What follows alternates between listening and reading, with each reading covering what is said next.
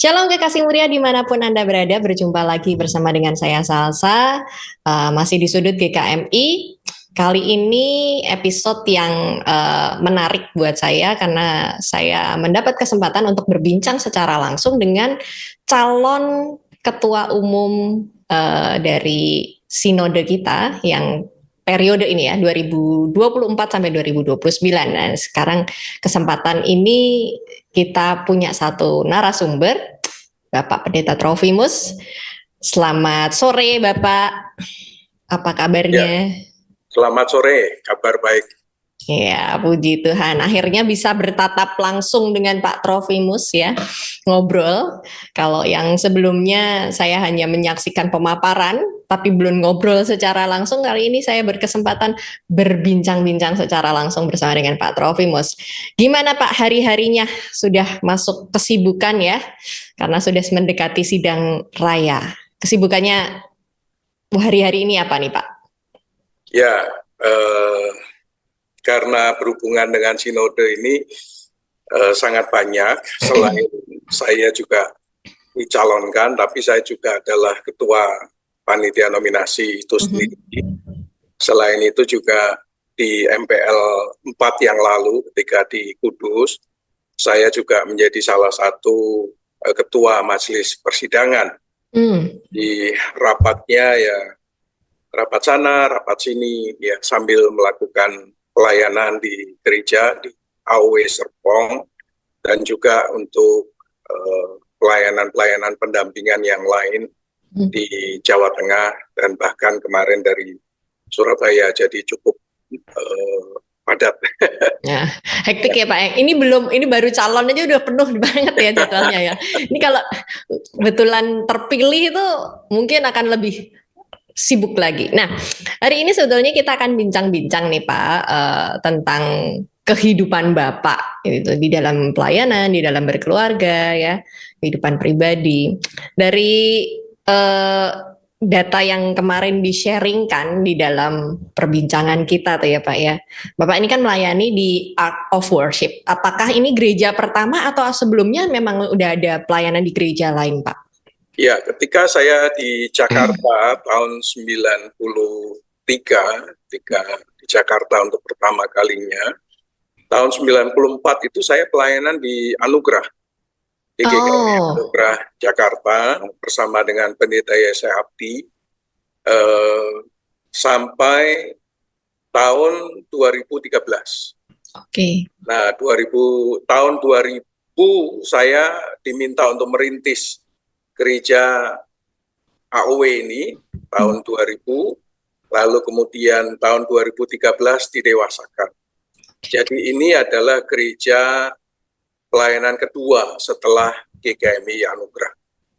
Jadi awal mulanya berarti dari Anugerah dulu, kemudian Ya. merintis di Ark of Worship Serpong ya. Ya. Kalau boleh tahu posisi pastinya nih Pak, AOW itu di jalan apa sih Pak? AOW itu di Jalan Boulevard Royal Serpong Village, Kompleks Ruko WTC Matahari, nomor 828 sampai 830 Serpong. Jadi di jalan Strat Besar sebetulnya, cuman masuk dalam kompleks Ruko Mall WTC Matahari. Oke, oh di sekitar situ. Soalnya saya tuh sempat Pak tinggal di Serpong Pak. Oh ya, Saya sempat tinggal di BSD tuh di situ. Ya, jadi. Nggak pernah mampir ya? Iya Pak, wah saya tersesat saat itu. Nah, itu tadi sedikit tentang perintisan gereja AOW ya Pak ya. Nah, waktu awal-awal ketika Bapak mulai melayani dan merintis di AOW, apa yang membuat Bapak tuh, ya aku harus bersemangat nih, yang memacu Bapak untuk mendirikan atau membangun gereja AOW ini, pelayanan di AOW? Ya, pada waktu itu Anugerah itu hanya adopsi-adopsi saja.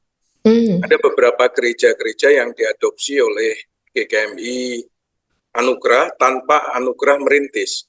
Seperti GKMI Getsemani itu dulu cabangnya Anugerah, GKMI Getsemani. GKMI Hidup Baru itu juga dulu cabangnya Anugerah. GKMI Pengharapan yang di Kelapa Gading sebelum merger dengan yang di Rawamangun itu dulu juga cabangnya GKMI Anugrah. Nah, karena merasa bahwa kok kita ini belum pernah merintis, lalu kemudian GKMI Anugrah memikirkan untuk merintis, sehingga ada 2 tempat yang direncanakan untuk dirintis. Yang pertama itu di Serpong, yang kedua itu di Kembangan, yang tepatnya Pak Timotius Dharma, ya, dulu dilayani oleh Pendeta Yonatan Chandra yang sekarang ada di Australia. Nah, tahun 2000 saya mulai pindah ke Serpong, tapi perintisan di Serpong, tapi di ARK Kembangan belum jalan. Kembangan jalan itu ketika saya memutuskan untuk ibadah pagi di Serpong tahun 2004, bulan April. Nah, disitulah Kembangan bulan Agustus, sehingga ulang tahunnya Kembangan itu di bulan Agustus tahun 2004.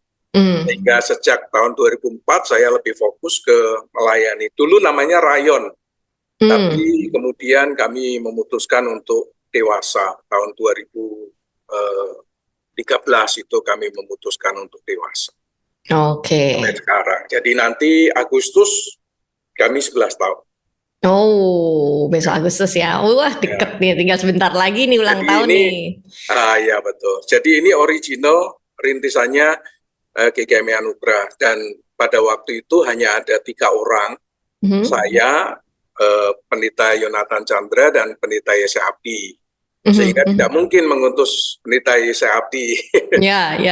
Karena saya mungkin yang paling muda, jadi saya diutus ke Serpong. Pendeta Yonatan Chandra di Kembangan, dan puji Tuhan dua-duanya jadi menurut saya. Yang Kembangan masih jadi rayon sampai hari ini, yang kami menjadi gereja yang ke-52. Wah. Dan akhirnya bergabung menjadi keluarga besar sinode ya. Nah, saya tertarik sebetulnya dengan Ark of Worship. Kalau yang rayon Kembangan itu kan sebutannya AR kan juga, teman. Ya. Saya suka kebalik-balik awalnya. Yang sana Anugrah Rayon Kembangan, kalau yang ini Ark of Worship. Apakah pemilihan nama tersebut itu ada ceritanya, Pak? Ya, kami mendapatkan tempat gereja ini itu tadinya kan kami pindah-pindah, ya, sewa tempat pindah-pindah. Dan kami itu diberi satu pinjaman ruko oleh seorang dokter di Melati Mas, dan kami berdoa akhirnya dapatlah tempat ini. Dan tempat ini itu memang digunakan untuk berdoa oleh pemilik yang lama. Dan karena kami mendapatkan tempat ini itu dengan doa begitu, kami merasa bahwa tempat ini adalah seperti bahtera. Bahtera, sehingga kami memberi nama tempat ini Bahtera Penyembahan. Sehingga Ark of Worship. Ark adalah bahtera, worship adalah penyembahan. Penyembah. Jadi inilah Bahtera Penyembahan. Nah, itu hampir sama dengan Pak Tim yang memberi akronim ARK, jadi begitu. Sehingga gerejanya juga sekarang sedang didesain dengan gambar Ark. Tapi pengertian nama itu adalah seperti itu, background-nya seperti itu.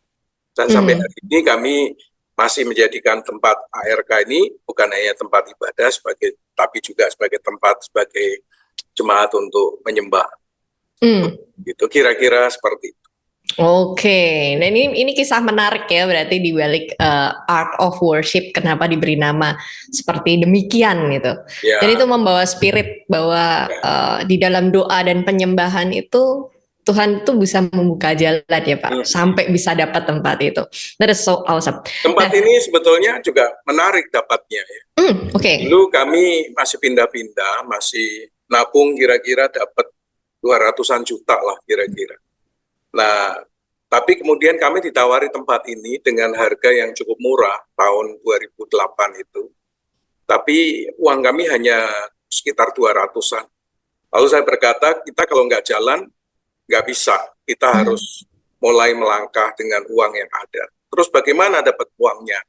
Nah, saya berkonsultasi dengan Pak Yese Abdi, lalu kemudian diputuskan untuk mengadakan namanya grand offering. Grand offering, penyembahan, persembahan yang keren. Maka dilaksanakanlah secara serempak di 3 tempat, di Serpong, di ARK, lalu kemudian di Tanah Abang. Nah, terkumpul dana 975 juta cash. Wah. Ya, lalu dengan 975 juta ditambah dengan 200 juta, maka cukup membeli 2 ruko yang sekarang jadi gereja ini. Nah, lalu pembangunannya sekitar 375 juta, renovasi, jebol dan sebagainya. 375 juta. Nah, itu diangsur ya. Ada teman yang meminjami, diangsur setiap bulan 11 juta, 11 juta, 11 juta. Nah, sampai suatu hari saya pergi ke Israel waktu itu, ada seorang ibu bertanya kepada saya, "Pak, apa yang dibutuhkan?" Saya bingung sama ibu ini. Kebutuhan apa? Saya bilang, kami nggak punya kebutuhan, saya bilang begitu. Sampailah kami di Gunung Tabor itu.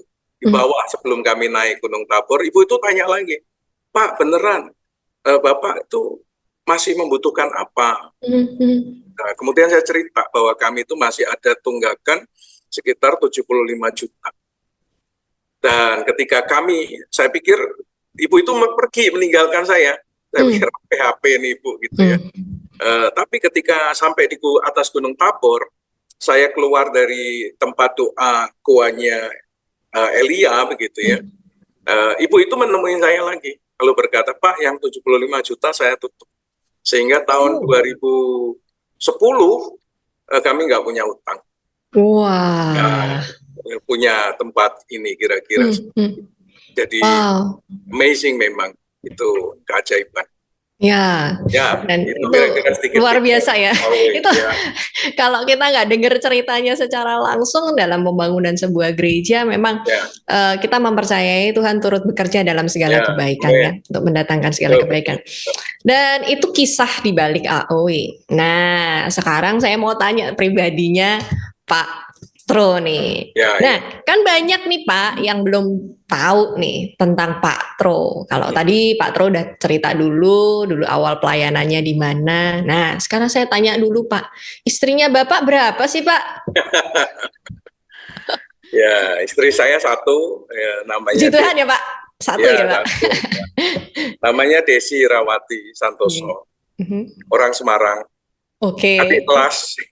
Oke. Ya. Ini Bapak nih soalnya orang Kudus ya, kelahiran Kudus ya. Ya, saya Kudus. Nah, dari Kudus ketemu Semarang, terus sekarang punya anak berapa Pak? Anak saya 2, satu sudah lulus kuliah. Oke. Yang satu masih kuliah di Jogja. Sudah berencana untuk menambah Pak? Stoknya sudah nggak ada kelihatannya. Terus siapa tahu masih berminat kembali gitu kan? Ya, mungkin ya anaknya banyak di gereja. Jadi, anak rohani ya Pak ya sekarang ya. Wah, luar biasa. Nah, itu tadi sekilas tentang AOW, terus gambaran tentang bagaimana Pak Tro mulai melakukan perintisan pembangunan gereja di Ark of Worship. Nah, yang menarik perhatian saya lagi nih Pak, terkait dengan ini kan Bapak mau mencalonkan diri nih ya sebagai Ketua Umum Sinode. Saya tertarik dengan bidang pelayanan nih Pak. Nah, apa yang menjadi concern Bapak sih dalam pelayanan? Pelayanan apa yang sebetulnya menarik sekali buat Bapak dan Bapak pengen sekali kerjakan itu?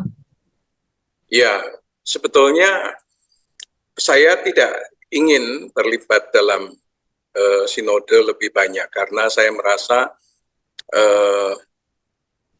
masa itu sudah lewat gitu. Masa di mana saya harus berkarya di lingkup sinode itu menurut saya sudah lewat masanya, sehingga saya tidak berminat apa-apa. Saya punya rencana yang lain sebetulnya dalam 3 tahun ke depan, tapi mungkin karena saya sharing dengan beberapa teman begitu, sehingga ada beberapa gereja yang mengusulkan nama saya untuk dicalonkan jadi calon ketua sinode. Memang secara ini curhat ya, secara ini Pak Agus lebih famous loh begitu ya, karena beliau pernah jadi ketua PIPKA dan juga ketua sinode. Begitu. Tapi saya merasa bahwa ketika saya dicalonkan di beberapa bidang saya nggak mau. Saya hanya bersedia di ketua. Dan kemudian kalau saya ditanya, kalau kalah bagaimana Pak? Ya kalau kalah saya tetap pada rencana semula. Tapi kalau Tuhan izinkan saya jadi ketua sinode, ya pergumulan ini, kerinduan ini yang saya akan lakukan. Oleh karena itulah saya mempresentasikan sebuah presentasi dengan judul The Power Cup, A Cup of Coffee. Ya, kekuatan secangkir kopi gitu kira-kira. Nah, saya merasa bahwa pelayanan di AOW ini satu pelayanan yang saya lakukan dengan spirit yang maksimal sehingga bisa mencapai pada titik ini. Nah, saya merasa apa yang Tuhan anugerahkan ini saya ingin bagikan kepada teman-teman. Nah, oleh karena itu passion saya adalah mendampingi gereja-gereja supaya gereja-gereja itu survive. Bukan dengan program baru, tetapi dengan potensi yang sudah ada di gereja itu. Caranya bagaimana? Didampingi. Nah, pelayanan pendampingan inilah yang Tuhan taruhkan di dalam hati saya. Sehingga saya mendampingi beberapa gereja yang sekarang ini sedang berjalan. Saya sebut tidak apa-apa ya. Ya, boleh. Saya mendampingi dengan teman-teman di Lampermijen. Sehingga sekarang Lampermijen cukup bergerak dengan baik. Saya juga ikut mendampingi Mojosongo dalam masa-masa pasca pandemi begitu, sekarang sudah mulai survive. Nah, saya mendampingi juga dengan Shekinah Glory yang baru begitu, dan juga mencoba untuk mendampingi beberapa yang lain seperti Peniel. Saya sudah bertemu dengan majelisnya Peniel dan sekarang ini ya dengan retreat pendampingan seperti itu berharap gereja-gereja kecil itu survive dalam arti kuantitasnya bertambah tetapi juga finansialnya. Nah, itu tidak bisa dilakukan hanya kalau saya datang khotbah, tapi live in bersama dengan mereka selama beberapa waktu lamanya, karena impartasi spirit, impartasi ide, impartasi itu tidak bisa dilakukan hanya 1 jam atau 30 menit khotbah lalu selesai. Nah, oleh karena itu apa yang saya akan lakukan adalah mendampingi gereja-gereja tanpa kos. That's your commitment ya Pak ya? Ya, kalau khotbah misalnya Tuhan izinkan jadi ketua, ya saya khotbah di gereja A tanpa undangan, mungkin saya akan mengajukan diri untuk menjadi pengkhotbahnya. Free of charge, kira-kira seperti itu. Nah, bayangan saya kalau sinode bisa hadir khotbah dengan free of charge, maka gereja-gereja itu bisa saving uang. Dapat pengkhotbah bagus, dapat pembicara-pembicara bagus, tapi no cost. Nah, cost-nya bisa dipakai untuk program gereja tersebut, sehingga gereja dengan keuangan yang lebih baik, dia bisa punya program-program yang lebih bagus lagi, bukan hanya sekedar ibadah tengah minggu, bukan hanya sekedar seperti itu, tapi dengan biaya yang cukup besar bisa dibiayai, sehingga tidak lagi kirim proposal sana, kirim proposal sini, minta bantuan sana, minta bantuan sini, karena gereja itu survive. Nah, oleh karena itu dalam presentasi saya yang lalu, kalau memang Tuhan izinkan, saya mengharapkan dalam 5 tahun ada 5-10 gereja kecil yang survive. Nah, saya hanya membayangkan kalau di sinode itu ada gereja-gereja seperti Jepara 2, ada seperti Anugerah 2, seperti Kudus 2, ya seperti Kenari 2, seperti Sola Gracia 2, seperti Gloria Patri 2, maka kalau sekarang ini ada sekitar 7 gereja besar, kalau 2 kali lipatnya, maka ada sekitar 21 gereja besar dengan keuangan yang cukup. Nah, kalau ada 21 gereja besar yang cukup, maka sinodenya menjadi kuat. Nah, dengan keuangan suplai yang kuat sehingga sinodenya menjadi lebih bergerak. Jadi dan itu terjadi di AW dan itu yang saya ingin bagikan. Kalau gereja lokal sekarang saya ingin bagikan itu dalam lingkup sinode. Maka yang saya lakukan dengan Lamper no cost. Mereka tidak biayai perjalanan saya, mereka juga tidak pakai PK buat saya. Nah, jadi persembahan memang totally diterima dan dikelola oleh gereja tanpa uang. Nah, itu kira-kira visi sederhana yang Tuhan taruhkan. Kenapa kok saya berkata pada teman-teman, kalau kamu mengusulkan saya akan lakukan ini. Kalau proposal ini diterima, maka kerinduan gereja GKMI untuk tumbuh secara kuantitas di gereja lokal, bukan tumbuh dalam hal jumlah berapa gereja dewasanya, tapi tumbuh di gereja lokalnya, maka kita akan punya kekuatan jumlah gereja lokalnya menjadi kuat. Gitu. Nah, kira-kira seperti itu. Nah, kalau terkait dengan pelayanan sektoral nih Pak, jadi kan ini lagi banyak sekali isu anak muda ya dalam hal ini, isu anak muda yang bicara tentang ini mau gimana sih anak-anak muda ini gitu kan, kehilangan spirit lah intinya seperti itu. Nah, apa masukan dari Bapak misalnya, atau bagaimana nih caranya supaya anak-anak muda ini nggak hilang-hilang banget nih? Ya, zaman saya, zaman pertobatan saya tahun 80 ke 90, itu kalau ditoel gampang. Tapi anak tahun 80 di AOW itu ada generasi yang hilang, yaitu generasi tahun 80-an. Generasi yang lahir di tahun 80-an di kami tidak ada.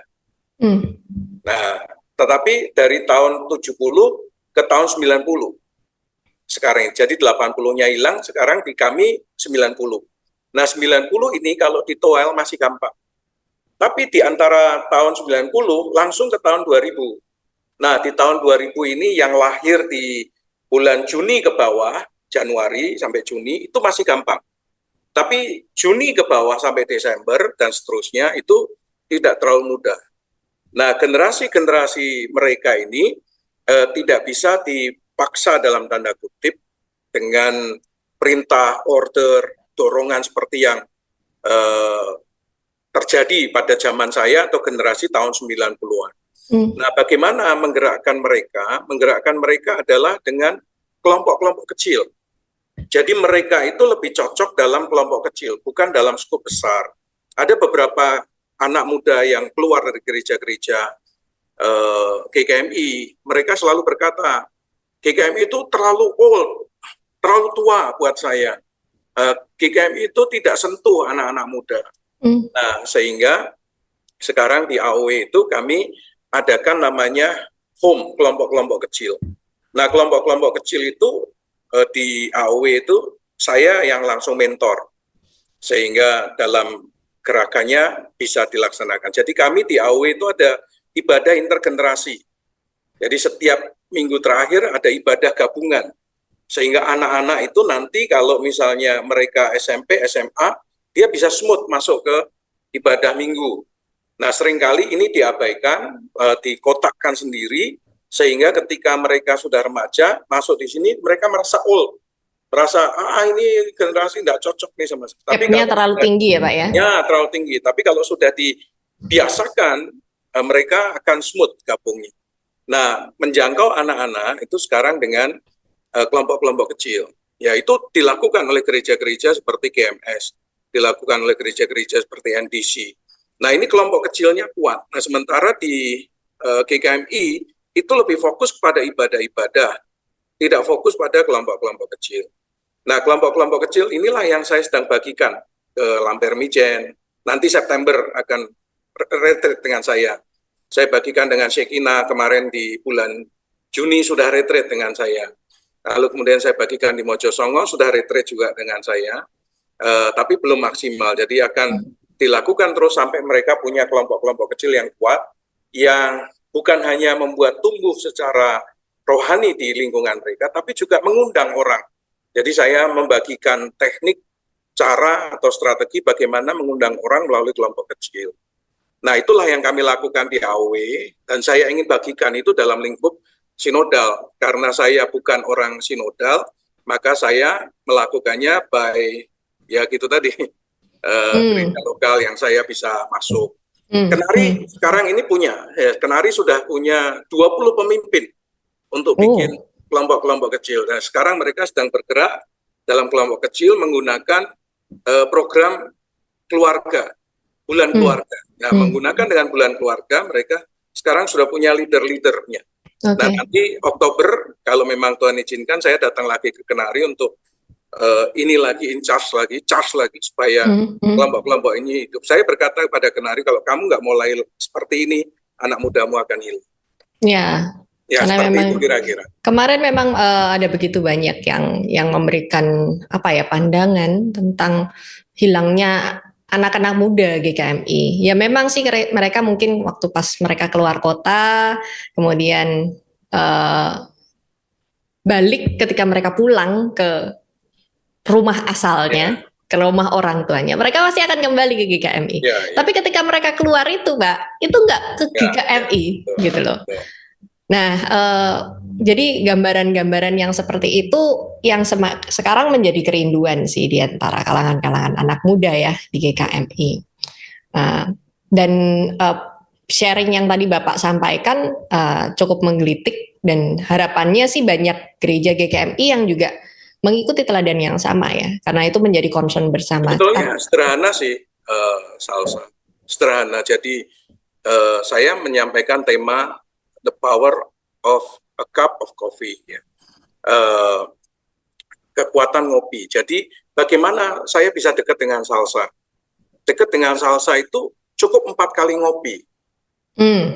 Ngopi keempat, saya pasti akan jadi teman dekatnya Salsa. Nah, itu. Kita ngopi pertama dulu deh, Pak.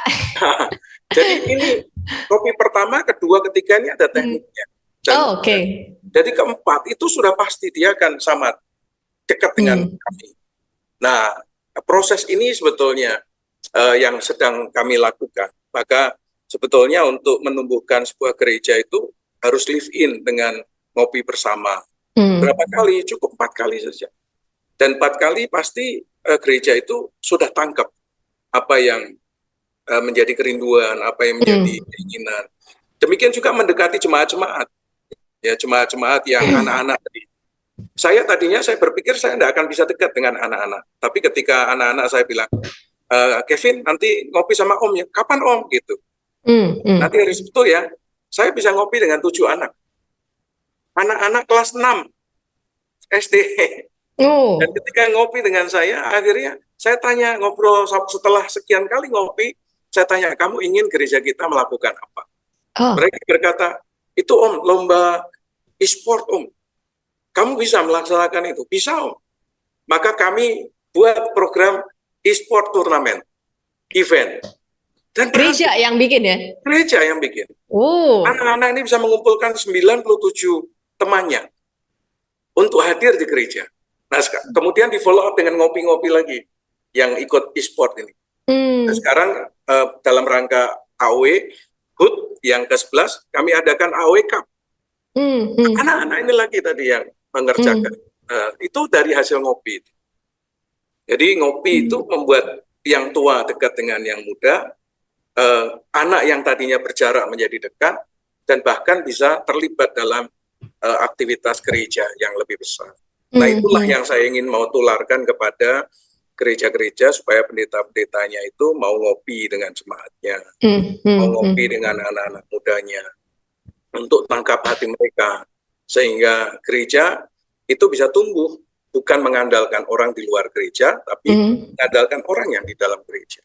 Dan kalau itu jadi, maka bayangan saya akan tumbuh ya, 5-10 gereja yang bisa tumbuh. Betul, betul. Jadi itu kayak penjangkauan, tapi versi yang smooth ya Pak ya? Ya, ya. Sekarang kami di gereja AOW itu, kelompok-kelompok kecilnya terus bergerak sekarang ini. Hari Sabtu ada anak-anak teens, nanti Minggu dengan saya sekarang turun ke, jadi kalau saya tidak khotbah, saya turun ke level itu teens, dan saya berbagi dengan mereka. Kalau enggak nanti itu tadi, gengsinya hilang. Ya. Dan ini memang menjadi spirit bersama ya, selain Ya, kayak kalau yang di luar itu banyak uh, PIPKA yang bekerja ya, membangun perintisan, tapi merawat juga menjadi penting juga ya Pak ya. ya, betul. Karena yang sekarang kita hadapi perubahan generasinya kontras sekali. Saya merasa Ya, saya sama anak saya aja udah berasa gapnya jauh banget gitu. ya, betul, betul. Kadang dia ngomong apa tuh, mami tahu ini nggak? Mami tahu ini nggak? Nggak tahu. Ya, mereka mainnya TikTok. Ya, ya. Nah, ini memang menjadi kerinduan gereja bersama untuk bisa menumbuh kembangkan ya pelayanan di sektor anak muda ini, menjangkau anak muda zaman dulu dan zaman sekarang itu berbeda. Dan ini kita sharing apa namanya tentang pelayanan, bagaimana AOW bisa menggerakkan ya Ya, anak-anak muda ini juga bisa menjangkau. Nah, kemudian yang menarik lagi tentang tadi udah merawat, menjangkau. Lalu yang berikutnya Pak, memuridkan Pak di dalam gereja. Nah, kalau di AOW sendiri gimana Pak budayanya? Memuridkan. Apakah akan ditumbuhkan leader-leader baru misalnya yang juga dilatih untuk bisa memuridkan yang ada di bawahnya misalnya? ya, memang sejak tahun 2019 saya menggumuli tentang mentoring. Bahkan tesis saya di S2 itu juga tentang mentoring. Dan sejak tahun 2019-2020 saya mementor majelis. Sehingga melalui mentoring itu ada 2 majelis yang sekarang ini berkhotbah di ibadah umum. Oh, Kemudian di saya ibadah juga umum ya Pak ya? ya ibadah umum. Saya mementor 3 anak muda. Salah satunya anak saya. Nah, 3 anak muda ini sekarang memberi renungan di doa pagi hari Sabtu, ya, dan juga sharing ya firman Tuhan. Jadi saya mementor mereka. Nah, sekarang dalam perkembangan kemudian saya beberapa kali mendapat kesempatan pergi ke Korea dan saya merasa sangat diberkati sekali dengan perjalanan ke Korea ini, sehingga program pemuridan, kita sebut pakai program pemuridan ya, itu mulai jalan di gereja. Sehingga ruangan yang saya pakai ini tadinya adalah kantor dan toilet dan ruang sekolah minggu. Tapi setelah saya sharingkan visi, mimpi tentang pemuridan, maka tempat ini sekarang dibongkar. Meja yang saya pakai ini adalah meja kafe. Jadi sekarang ini di AOW ini ada tempat kafe dan tempat makan. Sehingga di belakang saya ini ada meja-meja. Jadi setiap minggu setelah ibadah minggu selesai, jemaat akan duduk di meja-meja ini sambil makan dengan jemaat yang lain, lalu ngobrolin, membicarakan khotbah barusan yang mereka dengar. Setelah itu mereka saling mendoakan. Nah, lalu kemudian kalau hari Jumat itu khotbah hari Minggu itu dibahas secara lebih mendalam di tempat ini. Jadi mereka duduk dengan kelompoknya mereka masing-masing, lalu kemudian firman itu di-sharingkan ulang sedikit dengan tutor sedikit lah ya. Lalu kemudian mereka mendalami sharing firman yang tadi didengar hari Minggu dan mereka saling mendoakan. Nah, itu yang kami lakukan di AOW. Demikian juga dengan anak-anak teens juga sama. Jadi hari Sabtu mereka kumpul, lalu kemudian dipecah menjadi beberapa kelompok, lalu kemudian pembinanya itu dimuridkan dulu, lalu pembina ini mendampingi anak-anak teens untuk mereka tumbuh sama-sama. Nah, anak-anak teens ini karena tadi e-sport dengan sekolah-sekolah mereka, jadi mereka diminta untuk menjangkau sekolah-sekolah mereka dengan mobil tadi didampingi oleh pembina-pembina. Begitu. Nah, yang sekarang yang saya mau sentuh adalah anak sekolah minggu, sehingga nanti anak sekolah minggu punya kelompok lagi didampingi dalam pemuridan di hari yang lain selain hari Minggu. Nah, ini yang saya juga tularkan pada ke Lamper gitu ya. Jadi kalau ini movement ini terjadi secara sinodal, maka gereja lokal itu punya potensi untuk ngembang itu lebih besar. Pasca pandemi, gereja kami itu turun, Salsa. 50%. Dan untuk mengembalikan orang ke gereja itu susahnya luar biasa. Tapi dengan model-model seperti ini, sekarang ini mulai rebound, ya, balik. Keuangan juga sama. Sekarang mulai kembali lagi. Sehingga kalau saya bayangan saya begini, kalau AOW ngalamin seperti itu, dan kalau gereja lain juga didampingi dengan cara yang sama, tapi sekalipun berbeda bentuknya, sesuai dengan potensi lokal, maka saya percaya mereka juga akan rebound, ngalamin gitu. Itu bayangan saya yang cara sederhana sih, teori saja. Oleh karena itu, dalam presentasi saya kan menggunakan teori marketing. Produk kali traffic sama dengan hasil. Kalau produknya ini bagus, akan mendatangkan traffic. Kalau ada traffic, produknya nggak bagus, trafficnya nggak akan ambil. Oleh karena itu, bagaimana mendatangkan traffic dan bagaimana traffic yang sudah terjadi bisa membuat growth. Nah, jadi bukan memberi produk baru, tetapi rebranding produk yang sudah ada. Produk gereja yang sudah ada itu apa? Gedungnya kah, pengajarannya kah, khotbahnya kah, pemuridanya, itu di rebranding. Sehingga trafficnya datang dan trafficnya bisa menyambut produk kita. Sehingga result, hasil, untung, atau growth. Itu kira-kira. Teori sederhananya seperti itu. Wah, mantap. Jadi gambarannya sangat simpel. Ini pelayanan, tetapi pelayanannya kita udah nggak seperti zaman dulu ya Pak ya, yang sederhana. Kita sudah mulai harus mengejar juga ketertinggalan kita dengan gereja-gereja lain. Bukan artinya kita bersaing dengan mereka, tidak.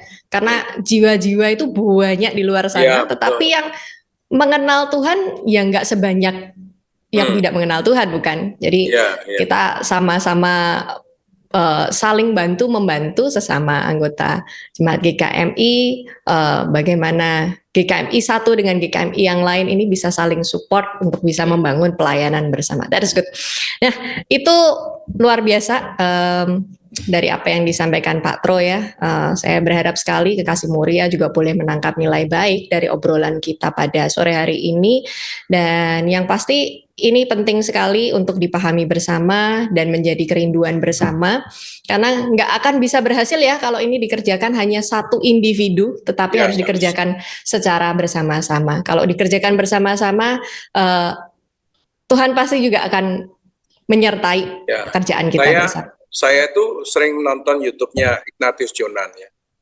Ignatius Jonan itu mengubah kereta api sedemikian rupa, bukan dengan ilmu yang tinggi, tapi ilmu pendampingan. Bahkan dia tidur di kereta, dia ada bersama-sama dengan mereka yang di bawah.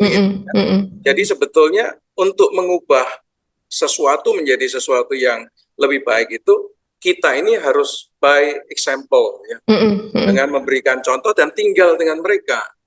Sehingga ketika kita ada bersama-sama dengan mereka, oh Pak Tro tuh begini, oh hidupnya seperti ini, oh gayanya rohaninya seperti itu, akan lebih cing daripada kalau kita hanya sekedar oh kamu ini kamu itu. Jadi teladan ya Pak ya. Jadi teladan. Iya betul. Ya, dan penting sekali ya menjadi teladan. Yaitu obrolan kita bersama dengan Pak Tro, dan apa yang disampaikan Pak Tro nih boleh menginspirasi ya Kekasih Muria sekalian yang juga sedang menyaksikan YouTube channel kita hari ini. Ada satu pesan terakhir Pak dari Pak Tro mungkin? Ya, kalau dulu saya kalau berkhotbah itu saya hit and run. Jadi saya merasa khotbah itu harus dijual, sehingga tidak mempedulikan apakah ada di dalamnya pengajaran atau tidak. Yang penting bagus, yang penting orang suka. Tapi ketika saya mulai pelayanan pengembalaan, hal itu tidak bisa. Sehingga saya kemudian memperkuat khotbah-khotbah pengajaran untuk membuat jemaat itu lebih deep dengan firman dan juga deep dengan Tuhan secara pribadi. Nah, saya merasa gereja itu harus dilayani dengan sungguh-sungguh. Dimanapun kita pelayanan, percayalah Tuhan pasti memberkati. Dulu saya berpikir ketika saya diutus di merintis di Serpong, saya itu seperti dibuang. Karena Serpong itu dulu tidak seramai hari ini. Kalau dulu saya tahu Serpong seramai ini, mungkin saya tidak merasa dibuang. Tapi karena dulu tempat ini macet sekali, lalu belum ada Gading Serpong, belum semaju sekarang, belum ada BSD yang semaju sekarang, yang Ibu Salsa tinggal, begitu ya. Alam Sutra juga tidak semaju sekarang. Hari ini Serpong majunya luar biasa. Dulu saya merasa, aduh, bagaimana saya bisa hidup di tempat yang jauh dari pusat keuangan, begitu ya. Anugerah kan pusat uang, saya merasa jauh. Tapi kemudian saya berkata begini, Tuhan, Engkau yang mengutus aku, dimanapun aku berada, kalau Engkau yang mengutus, Engkau yang akan mencukupkan. Jadi pelayanan itu adalah pelayanan berdasarkan panggilan. Oleh karena itu Bapak Ibu yang melayani di tempat-tempat yang mungkin menurut Bapak Ibu kering dalam tanda kutip, percayalah di tempat yang kering sekalipun, air tetap bisa keluar dari batu karang yang kerasnya luar biasa. Masih bisa turun mana setiap hari, masih bisa keluar air, sumber mata air seperti di Elim, seperti di Mara yang pahit menjadi manis. Percayalah hal itu terjadi. Oleh karena itu jangan pernah merasa berkecil hati kalau melayani di gereja-gereja kecil. Jadi percayalah kalau kita lakukan dengan sungguh-sungguh, gereja pasti bisa akan survive. Nah, tantangan ke depan, kita tidak bisa lagi melayani gereja dengan biasa-biasa. Kita harus melayani pekerjaan Tuhan dengan extraordinary, dengan hikmat, dengan kreativitas, dengan segala kemampuan daya yang ada. Nah, memang di presentasi saya itu ada awareness, ada interest, dan sebagainya. Nah, kalau itu digali lebih jauh, maka kita bisa menjangkau melalui media-media yang bisa kita disediakan Tuhan untuk kita berkembang. Tergantung kita menggunakannya bagaimana.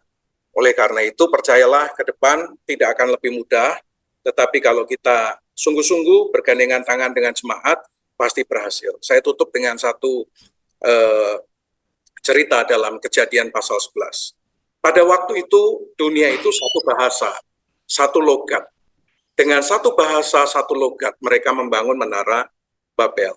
Nah, saya percaya kalau satu gereja lokal, visinya sama, hatinya sama, bahasanya sama, logatnya sama, keinginannya sama, kerinduannya sama, segede apapun proyek yang Tuhan taruhkan di pundak kita, pasti kita akan bisa mengerjakannya.